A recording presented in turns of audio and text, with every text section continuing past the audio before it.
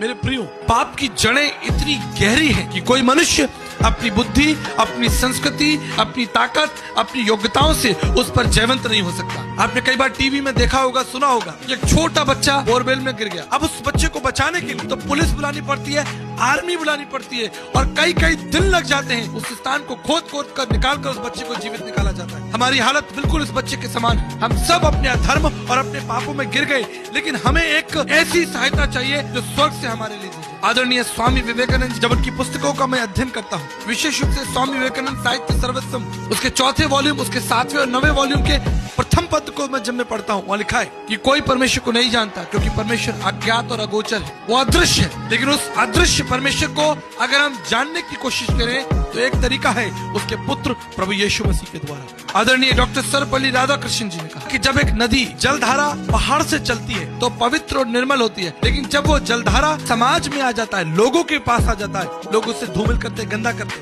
कोई उसमें कपड़े धो रहा है, कोई अपनी भैंस बकरियां चला रहा है। आगे वो लिखते हैं, ठीक इसी तरह हमें प्रभु यीशु के पास लौटना पड़ेगा, जिसका वचन ऊंचाई से दिया गया। जब वो वचन मनुष्यों की संस्कृति से जकड़ जाता है, अपनी बुद्धि और अपनी योग्यताओं से हम संगठन, समाज और तमाम प्रकार की चीजें बना लेते हैं, दर्शन धूमिल हो जाता है। इसलिए परमेश्वर के महान दास साधु सुंदर सिंह जी ने कहा, हमें संस्थाएं और संगठन नहीं चाहिए, हमें जीवित परमेश्वर चाहिए।